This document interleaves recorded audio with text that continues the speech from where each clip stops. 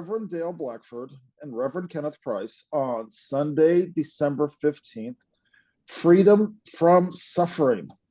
This is a weekly podcast for our ministry, two or more are one.com with the number two. And every Sunday, I get an hour recording of Dale, and I have no idea what he's going to talk about. But usually by the end, it's something it has to be recorded. Dale and I have known each other for 15 years. Dale is a unity minister, been unity minister for decades and decades. I'm a newbie on the block. I've only been a minister for Living Church Ministries for less than a year. But this man's message is impactful, it's powerful, it's unique, it's not cookie cutter, and it's also brilliant. And I am not your sycophant, but I just like to listen to you for an hour every Sunday. It takes a lot of work, Dale, because I have to listen very carefully, and then it all comes together, and I learn something new. I don't know. It's not like I learned something. I get to unwind something that's just not serving me anymore. So, okay, all right, here you go. On your mark, get set, go. You got an hour. What are you going to unwind for me today? Help me unbelieve that's not serving me. Well, I think not sure, but I thought I would start with uh, yeah, it's been interesting because my partner's been in the hospital now for the most of 2 weeks, and the last bout has not been very good. So she's in there now, and so that's been a challenge to live the teachings that I see here and I teach. But I know that the challenge is just how to do it. It's not whether or not to do it, it's how to do it. Um, and I think I want to talk a little about today because someone was talking to me this week about actually someone who had connections with my old ministries of Unity, and also through Johnny. Also, she had connections with Johnny Coleman, who was a Unity minister and started her own thing years ago. I think Johnny's passed on since. I think she's passed on since then. I'm not sure, but I think she has. Mm. But anyways, it had a lot to do with the kind of the fundamentals of she was talking a lot about the fundamentals of kind of unity practice as I talked with her because she was, in that movement and doing that. And the concept of positive thinking came up, which was interesting because I've always had a real reaction to positive thinking. And I'm really starting to see that I don't know that it's the full concept. There is a real whole concept of positive thinking, but um, it has to be transcended, I think, to be effective because so much of the time, it used to be like, I mean, a lot of times in with unity people or people of that persuasion of thinking they're really concerned about what they think. It's not unusual for somebody to say to someone, "Oh, don't think," you say something negative like that's coming out of you and or like, "I don't feel good today," or something like that. And they say, "Don't talk like that. Think positive." And, of course, when I hear that, it's like gag me with a spoon. Uh, that kind of behavior is like, because I feel and I have experienced that you need to let out what's in you. You need to let it out, however it comes out. And the other thing is the concept of positive thinking so much is a manipulative. I mean, generally how positive thinking is practiced is a real manipulative form. And it's in other words, it's like you're trying to think and form in perception uh, some situation that is different than the one that you gave form to, you gave expression to. So you're going to change it. Like I don't feel, I'm not feeling very good. Okay, uh, or I'm feeling angry. Okay, or I'm feeling sad. Oh no, you need to affirm. I feel happy. I feel joyous. I feel alive. I don't feel any energy. I feel alive. I'm full of energy. Da da da da da da da da.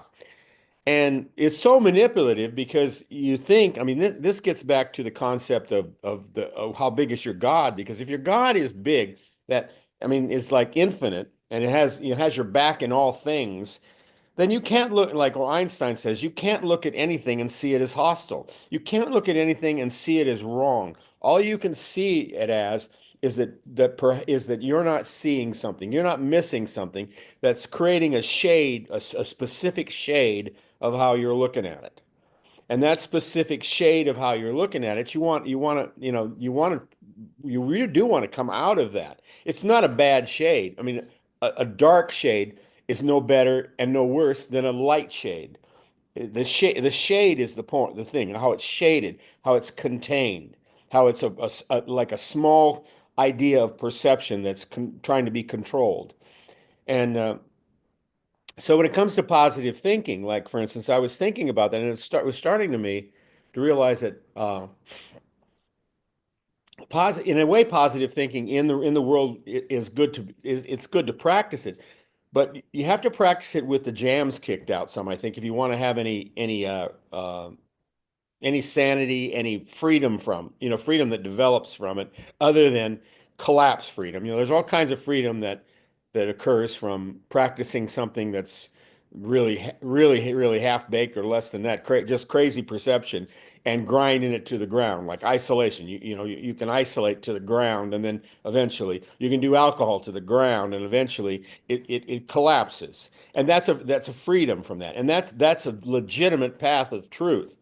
If you want to, but if you start to practice more, like be more, what's the word, more aware and more in harmony with the movement of the universe, rather than getting bitch slapped all the time into its awareness, because being bitch slapped into awareness is not a bad thing. I mean, I'm open for bit. I mean, I gave God license in my sense, as if God needed that. But in my own mind, I gave myself license to allow God to bitch slap me when I'm holding on to things that I don't even know that I'm holding on to. That prayer I think I've shared with you that I came across years ago, and the prayer didn't do the effect, but it really mirrored what was going on inside me, and that was I was aware that I was I was holding on to things that I wasn't even aware that I was holding on to, and that I was very willful, and that I would continue to hold on to those things because I had this sense of, like everyone else, this sense of rightness about what I believe. Yet at the same time, I'm going like to God, like if I was sitting down to God as a person, which I don't see God as a person, but that's okay. If I sat down with that sense of God and I was talking to God as a person, I'd be saying something like, I this is not working for me, and I realize that I'm habitual about this, so I need some help here. I need some help to rock my world when I'm caught in something. So rock my world. And so the prayer that came out of that I found that really was powerful, and it really summed it up for me, was, I don't know where this prayer came from, but I love it. The prayer is, and it used and again, don't get caught in the words. I mean, I don't see God as a person. I don't see God as a gender or anything. You can use what you want, though. You can, whatever you need to do to connect to that, as long as you understand it's always less than what you think it is. As long as you know that, but you're reaching out toward the infinite. Use the terms. You use the terms that work for you then, and they'll change as they need to change. But no term is going to encapsulate like spirit or God. No term, none. I don't care. I mean, you can say, well, you can't say Father because God's also Mother, and but you could do infinite Spirit, and I'd say, well, so there's an opposite to infinity. I mean, there's a reality that isn't infinite because you're defining God as infinite. Well, like that's something special, like it's not just as is. So you can, every term you're going to see limitations with it.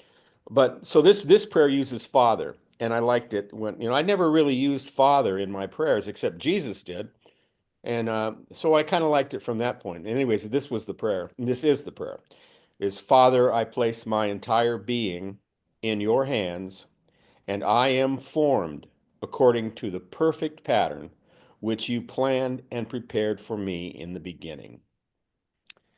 So, and I get from that now, as I get more aware that I am is not formed, that this really speaks to my experience on earth of formation.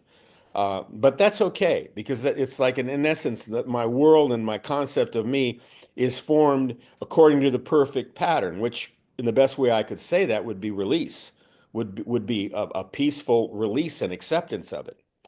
How do I get to that? Because no one's going to release and die. The self, you fight to keep the self, you fight to keep the body, you fight to keep the world.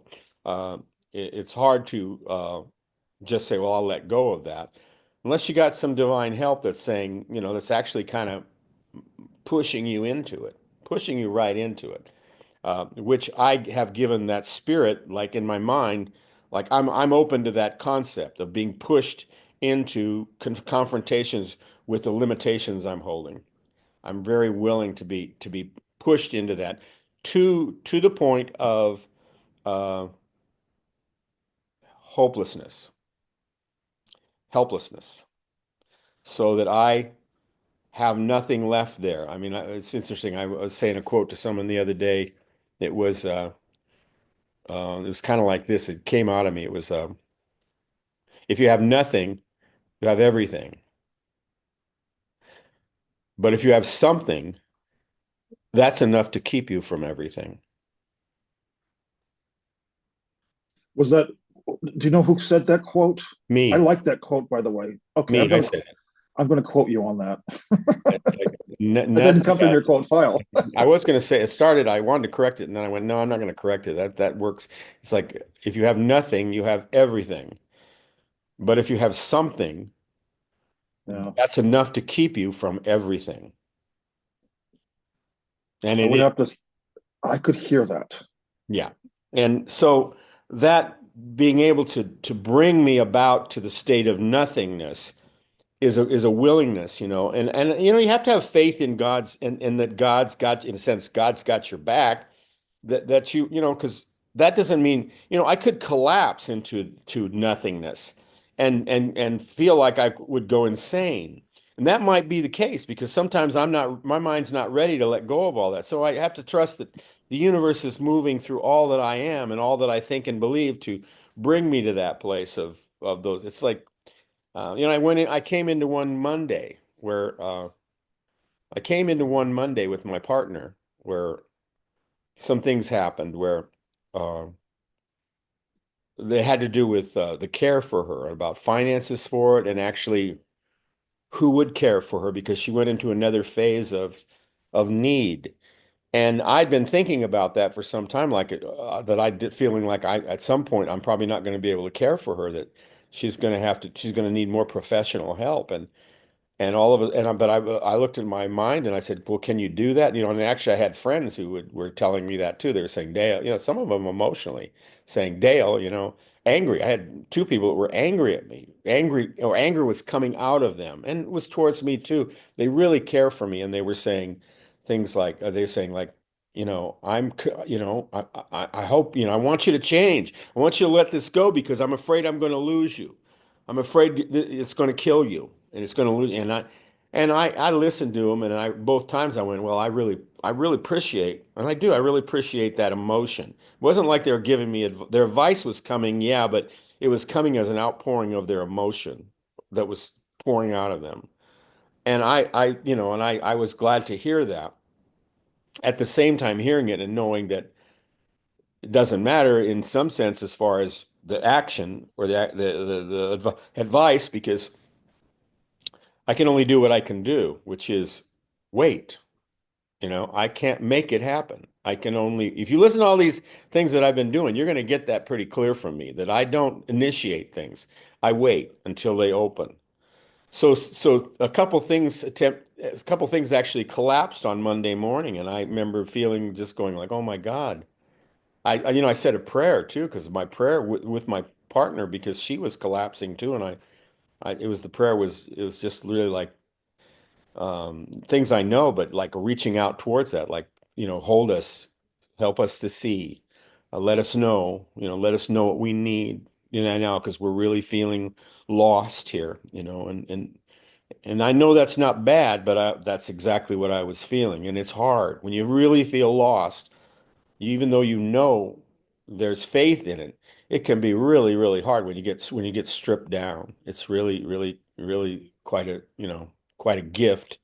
It is a gift because to be stripped down is to see how hopeless and how helpless you are of yourself. That's a good thing to see. That's a really good thing to see, especially when you can see it and you would come to that place, it's like rock bottom. Any rate, I don't know where I was going with that, but that experience happened with me of letting go. And then immediately there were two things about my care for her. They'd closed her account, so our main source of income was gone. And I remember thinking when the person told me that the account was closed, even before I called him up, I said to myself, I asked myself what I needed to do, which was to find peace. There's only one way to find peace. I think we talked about this last week. There's really only one way to find peace in any situation. And that is, can you live with the worst case scenario? Can you live with that? The thing that scares you the most, could you, if it happened, could you actually be okay with yourself? And I looked at that and I went, yes. And as soon as I said that, all this great peace, and all this peace came upon me like, oh, I'm not in trouble, am I? No, you're not in trouble. You're not, you never were in trouble. Like, oh. And then actually things happened right away, phone calls where that was a mistaken thing. It wasn't a closing of the account. It did da da da da da. It did something else. However, it led to another aspect of the closing of the account because there was a condition that manifested in my partner's leg that let me realize that she's probably going to require long-term hospital care, which will cut off, which in a sense will kind of close off the account because I don't get paid for helping her unless, when she's in the hospital. That you don't get paid for that. Even if I do help her, it's like if you're in the hospital, they don't allow for that in this system. So it was like, okay, all right. So I got to move into that from the other. And by the time I moved into it, I realized I went, oh my God, this is it. I was sitting there going like, this needs to end what I'm doing. And friends are saying, they're just, close friends who know about it are going like, you're not going to survive this. This is going to burn you out. This is going to kill you. And I'm inside, I'm going like, no, I don't think it kills me, but I think it is bringing me something. I'm being formed. I'm being formed according to the perfect pattern which you planned and prepared for me in the beginning. And yes, I'll turn myself over to that because I have to. At some point, that's the great thing. At some point, you have to because as you practice, as you lose the ability to have any faith in your manipulations, you that's all you have left. That's all you have left is to turn it over, and that's a wonderful all you have left once you start to see how it works. Okay, and it showed that up, and all of a sudden, I was realizing, oh my God, this is that change, isn't it? And I'm already in it, aren't I? And I asked myself, because like before, when it came out of like your accounts closed, I went, oh my God. But then, and I came back from that with what I had to go through. But then now it's showing up in a different way. And it's like, yeah, well, that's going to end. Yeah, but the whole thing is going to end. All that whole thing is going to end. Something new is showing up. And I went, oh, I like that. I like that. Here we go. Because I've been like 12 years or so, or something like that, working on this. And usually, things don't seem to take that long for me, but this was like 12 years and all of a sudden it just changes overnight. It goes, "Oh my gosh." And I'm asking myself, "Are you okay?" "Yeah, I'm okay." "Do you know what's going on?" "No, I don't. No, no." "Are you okay with not knowing what's going on?" "Yeah, yeah. In fact, I feel pretty excited about it because it's not going to be anything I imagine. I mean, I don't have any idea what it is. It's something outside the box. And this isn't a head thing, but I've lived outside the box. I know what it's like to live outside the box. How freeing it is, how perfect it is, how all-encompassing it is. So it's like here I am back in it by that collapse. Wow. Wow.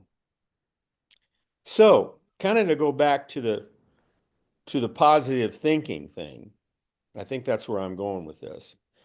Or it's spirit's leading me, which is me. So I guess I'm going there. Yeah, I am. Sometimes it's still that old thing like, can you claim that you're God? Yes, you can. In fact, if you don't claim that you're God, you're actually being insane. Okay, all right.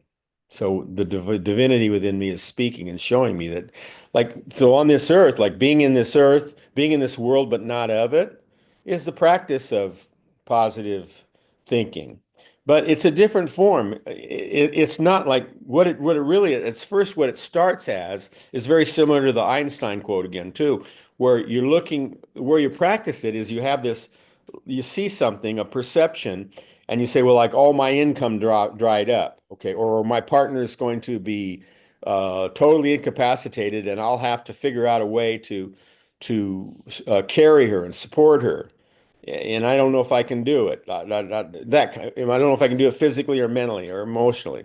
Well, you have to look at that, and where the positive mental attitude comes from is first of all releasing that negative concept. And mostly because a negative concept is really good to start with because they affect us so deeply and so painfully and so suffering like. So as they hit us, they really get our attention. You know, if you got something coming down the pike that looks like it's going to ruin your control on your life, that's a great place to start because it's powerful. And you need to look at it then and go and see how you can question it and inquire of what it is. Can you live with it? You know, that's what first thing that came out of me. Well, a couple things. Am I okay right now? Yeah, I'm okay right now. Even though I'm shaking in my boots, I'm okay right now. Okay. All right. If the worst thing that happened like you think it is, could you survive that? Could you live with that? Is it possible you could come through that and or even grow with that? And I'm going like, I think I could. I don't know how, but I think I could. Yeah. I could accept it. Could you accept it? Could you accept it? Am I accepting it right now? No, but could you accept it? Could you accept it? And I'm going, and then that's an important switch. You know, usually when we're dealing with our egos, we're just doing it one dimensionally or something like that with thought. And we're going like the ego says, accept that, accept this now. And you go, I can't accept this now. And you never dream to think out the box and say, well, I'm not feeling like I can accept this now, but could I accept it? That's a great question. Could I accept it? Because that's the door to accepting it is asking, could you accept it? You know, it's kind of like again when I did the thing with the one guy where I asked him, give him three reasons why this worst case scenario could be the best thing that happened in his life, and he's like, oh, and he's telling me how it's going to kill him and all that. You really how he's going to commit suicide, you know? And I said, okay. I said, all right, you know, that could be true. That could be true. In other words, accept the situation. That could be true. You could become so depressed from that you could try to kill yourself and actually succeed. That's true. Could be true. I say not that it is true. I say could be true because anything's, you know, all kinds of possibilities. So could that be true? Yes, it could be true. Then the ego's kind of like going like, you know, if you're really been fighting your ego, which most people are, that's when your ego starts paying attention. It's going like, wait a minute. You're agreeing with me? You don't have a solution to this? You don't have a way to fix it, and it's a horrible situation, and you're agreeing that it could be true? Yeah, that's what I'm saying. It's like the ego freezes. It goes, what's going on here? That is really important because if you know how your ego works, it's going like, you know, it's going like this all the time. And for it to freeze and to go, what is happening here? Yeah, you're serious. You're serious. That could be true. I mean, you could have no money, you could have no way to take care of this person, and all the worst case things that you could imagine will happen. You could admit that that's true, and I go, well, yeah, this is the world. Yeah, I could admit that's true. Okay, and the ego then is like, we're not fighting here, are we? I go, no, we're not. Then I say, then I can have a civilized conversation with my ego because the ego is civilized. I can say, so since that's possible, um, I want to wait and look around and just stay aware and see if there's other possibilities, other questions I could ask. And the ego goes, well, the questions aren't how do I stop this, are they? I go, oh no, no, they're not that kind of question. They're not those kind of questions. Like how do I do battle with it? No, no, no, no, no. No, or how do I move the furniture that you see set up? No, no, no. I'm not doing that. I'm looking for questions that are very different, you know, that I don't see right now. And the ego's cooperative then. The ego says, well, okay, just as long as you don't move the furniture, look around. Because I'm the ego. I hate to tell you this, I know everything and I've seen all the options, but, and you're agreeing with me. So it's like another person. You're going like, you're agreeing with me, yeah. And I'm this wise ego that knows everything, right? Yeah. Oh yeah, I've got everything figured out, right? Yeah, yeah, yeah, yeah, yeah, yeah. So you don't mind if I look around a little bit and ask some other questions, do you? Ego's going, knock yourself out, knock yourself out. Go ahead, ask your questions, as long as they aren't the questions about what are you going to do to change this perspective, to change this. Because the questions you're looking for aren't about changing anything. They're about bringing light, showing things that you're missing that change the reality from a hostile one to a beautifully friendly and supportive one. You need those kind of things to see, things that absolutely transform it. These we used to call these miracles. You need the miracle of outside the box. Miracles are all outside the box of your control and your perception. They're plentiful, but you can't see them when you're controlling everything like with a tight filter. So once you make that decision to do that, then you can see other things. Then you can ask other questions. You can ask questions like, well, okay, give me one reason why this could be the best thing that ever happened to me, like losing my job, losing my partner, losing her health, maybe even dying, all that like that. Okay, how could that be how could that? No. How do you ask a question about that? I mean, about horrible things you say you don't want to have happen. Ask how those horrible things could be the best thing that ever happened to you. Can you get an idea of what that would mean to ask a question like that? That is such an out of the box question. Who does that? Who looks at something that is certainly not what you want and ask yourself, how could this be the best thing that ever happened to me? And to her, how could this be the best thing that ever happened to me and to her? It can open up then. Then possibilities can come out in that you've never seen. Like, because right away, your mind, probably with the ego, will go back and say, go back to the old story, but say, but wait a minute, I don't know, I should be asking that question because this is what looks like it's going to happen, this, and I can't ignore that. And of course, the wise soul then is saying, wait a minute, wait a minute. You're reflecting back on the old story. I think we just went over that, didn't we? Didn't we go over a very clear understanding that I said this is possible and that I agreed that it's possible, it could be true, and that I wasn't going to try to move the furniture. But I've heard this story and it's true. It could be true. So if that's the case, we don't need to be rehashing this story anymore. I'm already on your side. So, drop the story. Now, you said I can look around. Ask another question. Here's the question. How could the worst case scenario, whatever happening, how could that actually be the best thing that ever happened to me? Well, have you been suffering doing this? Yes. Well, that suffering would end, wouldn't it? This particular kind of suffering, because you wouldn't be doing that anymore, would you? Oh no. Have you been connected to that source of income?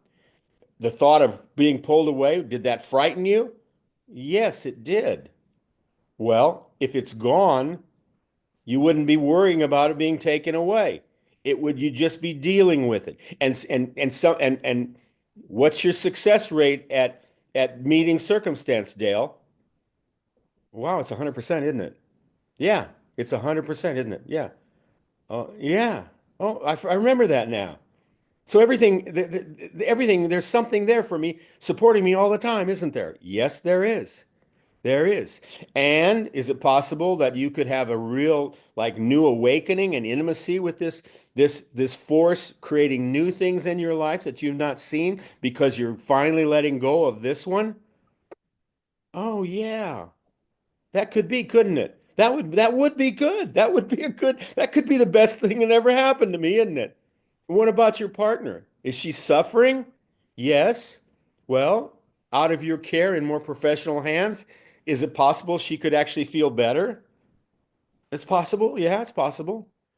What if she died? Well, we all die, don't we? And if she's suffering really hard and they can't help her to not suffer anymore, is it possible that she could be better by dying? That's a tough question to admit, but you have to look at them and say yes, because everybody dies. And you say, yes, that's true. Because the whole point is to look at these things and start seeing where you've blocked yourself off from looking and to look beyond that. Once you're facing something that hard and you accept it and you move into looking that way, everything starts to change. Miracles start to happen, and they happen like that. It was funny that thing with the money thing. When the person told me that her account was closed, and we had a prayer on that together, and I basically a lot of my prayer was even prefacing the prayer. I just looked at her and I said I don't know what's going on here, but I will tell you this: we're going to make it through this. This is not the end of anything. We're coming through this, and we did this prayer, and within 2 minutes, we got a phone call from a social worker who we had not been able to reach for like 2 weeks. And she calls back and she says, it's like she even knew our question. I don't even remember me even saying much about it other than her saying, look, no, your account's not closed. And she started talking about what she was doing as far as tweaking it and stuff like that. And then also, but the seed of that showed up later on in her condition that, yeah, that it's not closed, but it could be ending. Yes, it could be ending. Are you okay now, Dale, looking at it ending? Yeah, I am okay. Were you okay when it first hit you? No, it scared me. It scared me. That's okay. That's okay because you did your work, didn't you, buddy? Because you have to do your work, you know? So positive thinking, positive mental attitude, where it starts is addressing these things that are negative and coming to that place of accepting them as they are, and instead of battling them and trying to change them, visualize, use your thinking, whatever it is to do battle against it, get a different job, get a different relationship, move, whatever you're going to do. But usually it starts with the mind, okay, the thinking. Instead of doing that, looking at it and saying, can I accept that? Can you could start to see how accepting that is moving you into love because you're loving yourself in the midst of everything. The parent necessarily wouldn't have done that. The parent would have said, hey, you got to get going. You're going to be in trouble, and we don't want you to be trouble, and we're worried about you. You have maybe adopted that trait too, where you're doing that too. But what happens when you say, I'm on your side? No matter what happens, I'm with you. I'm with you. We're okay. Let's see where this goes. So the negative thinking starts there, letting go of the meaning of the not the thought, not anything other than the meaning of what you're seeing. You have to let go of the meaning of it, not the thought, just the meaning of it. Because, if you have a thought with no meaning, that thought disappears of itself. It's the meaning that is creating the thought staying in your life. Can you let Dale, go of the meaning? can I ask you a question? Because Yeah. this is the fundamental premise of my spiritual path. Yeah. Did you get this from A Course in Miracles, or by what avenue did? Very simple, Course in Miracles. It's the one of the first few lessons. I don't know what anything means, but I got to ask you the question: where did your epiphany come from? It came from internally, from observation. Came from That's what I wanted. observation.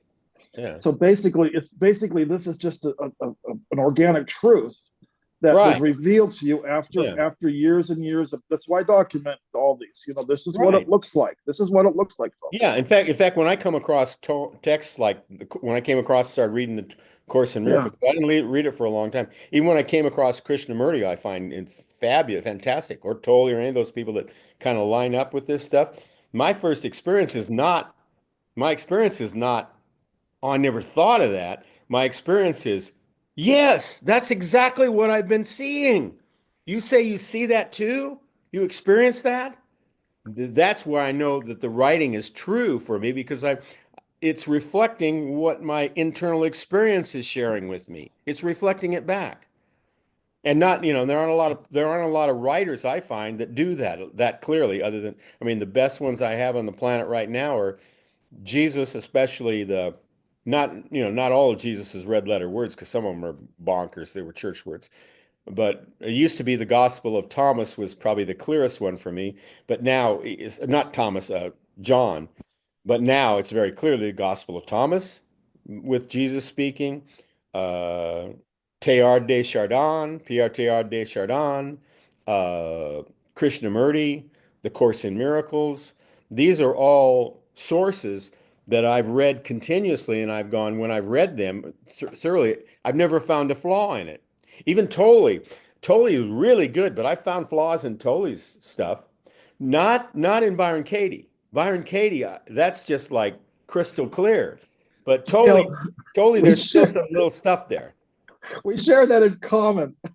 Always Huh? say we share that in common. I'm doing the same thing. I'm reading it. I'm like, there's got to be a loophole hole here somewhere. Let me share something with you. All right. So anyway, we did that. I don't know what it was we titled last week's lecture, but then I was listening to this interview, Regina Meredith on Gaia TV. I subscribed, paid $13 so I could listen to a month of Gaia TV. And Regina Meredith was interviewing this man. His name was Andrew Harvey, and he gave a poem by Rumi. We never found any loopholes in Rumi. And No. and this is I hadn't heard this poem yet, but this one is worth reciting. Okay. The grapes of my body can only become wine after the winemaker tramples me. I surrender my spirit like grapes to his trampling, so my inmost heart can blaze and dance with joy. Although the grapes go on weeping, blood and sobbing, I cannot bear any more anguish, any more cruelty. The trampler stuffs cotton in his ears. I am not working in ignorance. You can deny me if you want. You have every excuse, but it is I who am the master of this work. And when through my passion you reach perfection, you will never be done praising my name. I So love that. there's one to add to the quote file, and I'm I sure you've love heard it that. Yeah. before. Yeah. It's kind of interesting because the loopholes, it's an interesting thing because I can read teachers that I can read teachers sometimes where I think my vision is farther along than theirs. That is not a problem for me. The only time when I find a problem, and not even a problem, but the only time when I find the loophole is when I read someone and they say something that I hear in some way contradicts what they've said before. Then when I look at the Course in Miracles or any of these other Rumi or any of those guys, Krishnamurti, I never read anything like that actually contradicts. Uh, the one that caught me the first time with Tolle was in The Power of Now. I still remember it. And it was about he was talking about genocide, and it's like and I don't even remember what he did, but it's like he kind of like pulled back from the realities of his a way of seeing how God is in everything perfection. And it's like he said that he was kind of like saying that genocide was the exception. And I'm sitting there going like, wait a minute, I know it's a tough one, but you have lost me on that. You have really lost me on that. I mean, you're saying it's an exception. How can there be an exception? I mean, everything is cohesive and it all fits. And you have to be able to see how it fits. If you say that there's a part that you don't understand that doesn't fit, then and you write that or you say that and you pose it as truth, like, well, this is the exception, then I'm like, I don't think so. I don't think so. I got to disagree with you on that one, buddy. But that's rare.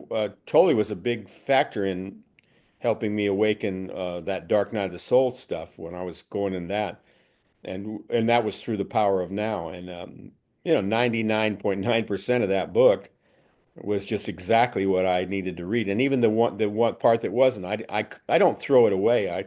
I just kind of went, well, it's kind of like now when I go to the Methodist church and they're always talking about stuff where I'm going like, yeah, I see how you could see that and you could think that.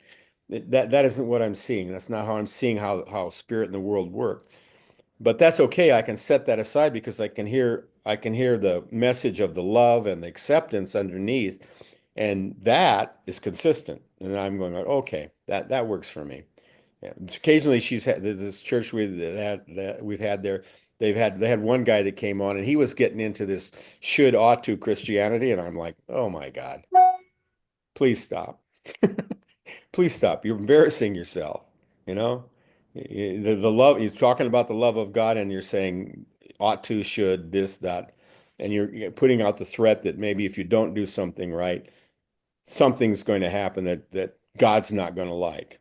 Like, oh no, please, that's embarrassing. But I let it, you're only speaking here once, right? Yeah, good. Because if that person was speaking over and over and over again, I wouldn't leave the church just or that experience just because he was saying that stuff. I would be just weary of that message and that, like, sitting there hearing that over and over when I would like to hear something more gentle and more supportive than that.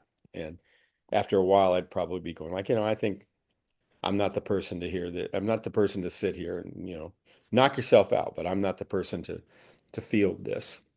Because I can't swallow any of it. Yeah. So anyway, and so the part with the positive mental attitude or thinking positively, to me, that's kind of like going back to again to Einstein and a friendly versus a hostile belief in the world. And if you can question like the negative thinking in the sense of the meaning of it, I mean, and then suspend what you would like it to be. That's the next step is suspend what you would have rather than it. I mean, nowadays, if I've had people ask me that, I think I don't know if I've asked myself that too, but I've had people were asking me sincerely. They're saying like, if you weren't doing what you were doing now, what would you be doing? And well, I've asked that too because sometimes it's been very hard doing the caretaking role, been really hard, over and over. It just been hard at times. And I thought, well, when I've been in the like really a hard place with that, ask might say, well, are you considering leaving or something? I say, no. I said, well, if say you did, say you found that opportunity to leave and do something different, what would it be? And I look at that and I go, I don't know. Because everything that I've thoroughly, really enjoyed, I mean, when I've been really enjoying how my life experience was, it was all things I was ushered into that I didn't even know about. I was guided into them and they were new and fresh and whole, and I could see them with new eyes. So only thing I could come up with if I answer that question are the things that I've experienced. And would I want to experience would I want to leave the one I'm in to experience the things that I have experienced? And I go, I'd be bored. I mean, I couldn't even do it actually. I just couldn't do it. I'm better here waiting, working through this, trusting in spirit where spirit's leading me rather than trying to avoid this spirit leading me and try something different that I don't really even have faith in or belief in. And would you go live on an island? Well, I've lived on islands and I like that, but been there, done that. Okay. Would you find the right would you look for a partner that would satisfy you in ways be I go, well, I've had that too. I've had that. Would you would you have a lot of money? Well, I've had that. What would you do, Dale? I go, I don't know because I'm excited about seeing what I would do. I'm excited about seeing what I would do. So I'm just fine here, thank you. I'm fine here, thank you. And the yoga of me seeing, and letting go is still just fine for me. I trust that. I trust in that. This is a very advanced message, because what I hear, I'm tracking you the whole way, because I'm not finding there's anything in this world that's ever going to bring me peace. not because I'm some sort of spiritual, wise person, because I've traveled so many avenues and they've all come up to be cul-de-sacs. And from this is the reason I want to get this recorded, because this is a good place to find ourselves. Because if the world is not going to bring us any satisfaction, then isn't that doesn't that mean it's not like I'm a wise spiritual person? I have to sit still and start to ask these very deep questions and be still with it and wait to be shown what wait to see what I'm being shown. Yeah. This is an advanced message. This is what you've been saying. We can't tinker with the world to try and change it into from negative to positive. I could have gone to church this morning at Unity over at Namaste. Um, I fell asleep and took a nap instead. A lot of the messages that I'm hearing over there is how do we sing songs that'll change our vibration from negative to positive. And I've for some reason I'm not being called to sing songs that will turn me into joy. I don't think maybe, and that works for a lot of people, and I want to Yeah. respect that's serving them. But I would rather sit. I would rather listen to you for 45 minutes to an hour on Sunday, and find inside myself the courage to be with what shows up. Yeah, to be with who you are as you are and trust that God, this is the thing I just, it gets simple. Trust that the universe didn't make a mistake with you. I mean, we think that the universe has made mistakes with us, and then the next statement is, how do we correct that, or how do we enhance it? How do we make it better? And it's like, really? Is that how small our God is? That we think that there's a mistake here? There's no mistake. I mean, the awakening is powerful, and to see the world with new eyes is incredible. And that's incredible to see the world with new eyes. It's like it's the being born again experience. And over and over and over again, being born again, being born again, being born again. And that comes out of, being born again comes out of, guess what? Dying to what was. That's where That's it comes. interesting. It's really interesting. Born again. Well, you're right. It's just you have to die first. Yeah, and it isn't like you just have to, like you can just say, oh, I'll just stop doing that. Because if you say, I'll just stop doing that, you're not being born again. You're just moving the furniture, and you're going to try Amen. and tweak it somehow. If you want that fulfillment that really frees you, yeah, you have to let go, and that letting go is happens. How do you let go? Well, it's real simple how you let go. You observe yourself holding on. You I think observe we yourself holding on. I think we got it. Excuse me. I again there. I think that's the title. Born again. You know what that does to me? All of a sudden, I start having flashbacks to Melodyland Christian Center, 1977. But uh, they were, the word was right. They had it all wrong. But Yeah, the yeah, word was yeah, right. yeah, yeah. Or maybe no wait. Maybe we should go about this backwards. What would be the opposite of born again? How about die finally? Well, I don't know. Let's see the opposite of it. Well, Because it seemed like the Bob. I don't know. The opposite of born again for me is hold on to dying. Hold on to dying. Just keep hold on to dying, which is what everybody does on this planet. They start dying from when they were children, and they just keep holding on to it, thinking that their their thinking will change that, and it won't. It just duplicates it.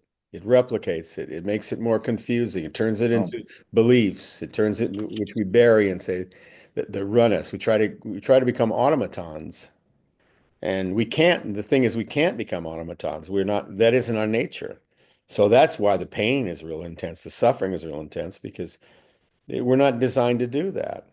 We're designed. I mean, that's why I look at the people who are the Gen Zers and stuff like that who are marching so headstrong into isolation and with their digital technology and isolating into it.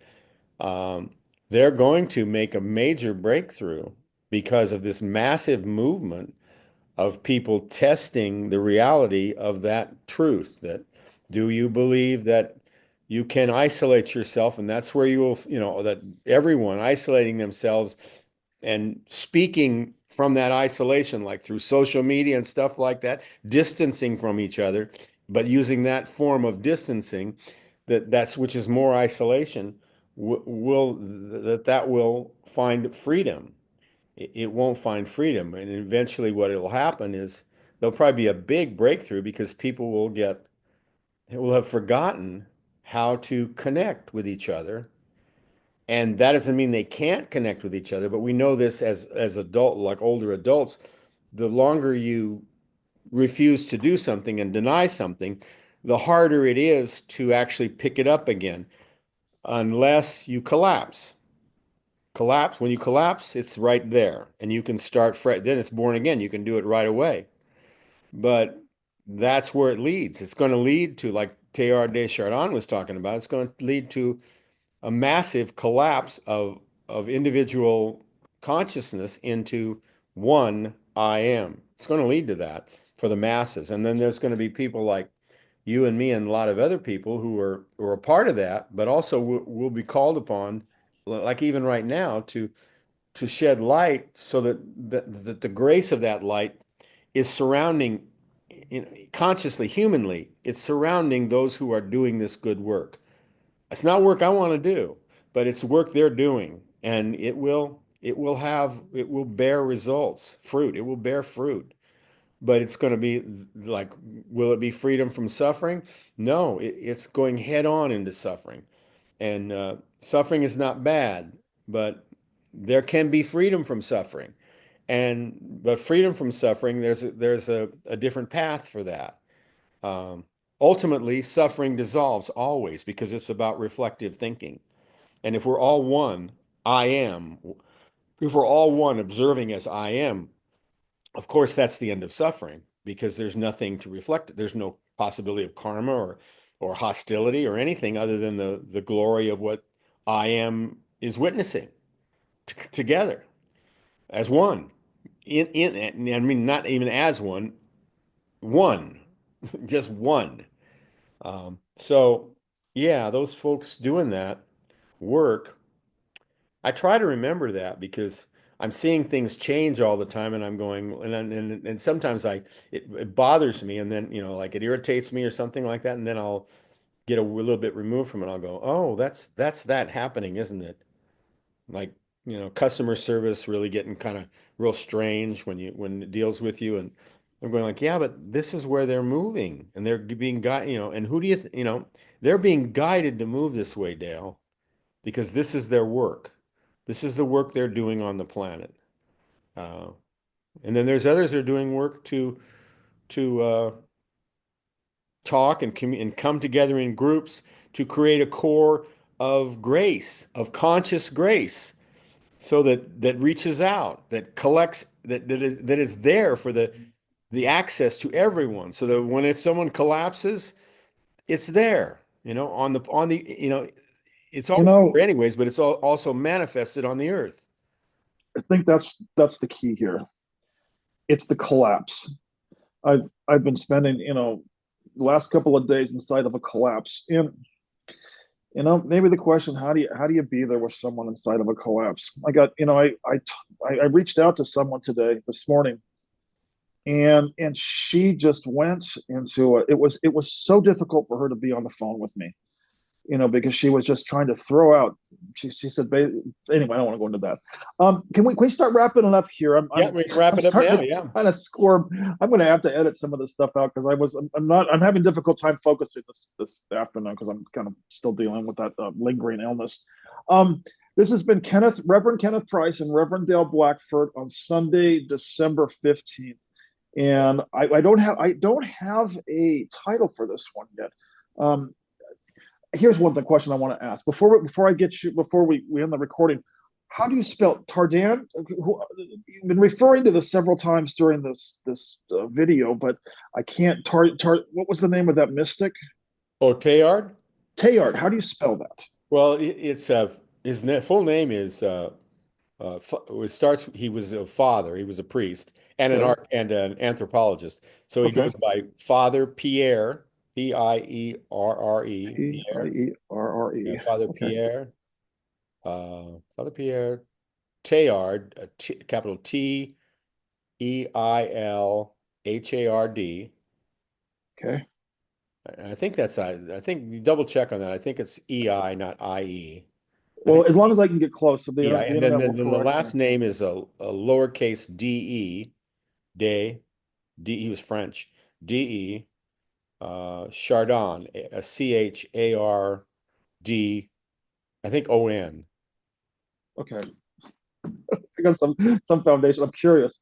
I want to do my homework. I want to find out more about this. Start my quote file. So anyway, this has been Kenneth Price and Reverend Kenneth Price, Reverend Dale Blackford, Sunday, December 15th. If you're watching this on YouTube, well, you're going to be watching this on YouTube. There's no other place to watch it. Leave your comments below. Like, subscribe, share, and comment. All right, this has been Freedom from Suffering on Sunday, December 15th. Thank you, Dale. Thank I you, always Kenny. want to get you recorded. So this is the end of the recording. God bless, and may the force be with you.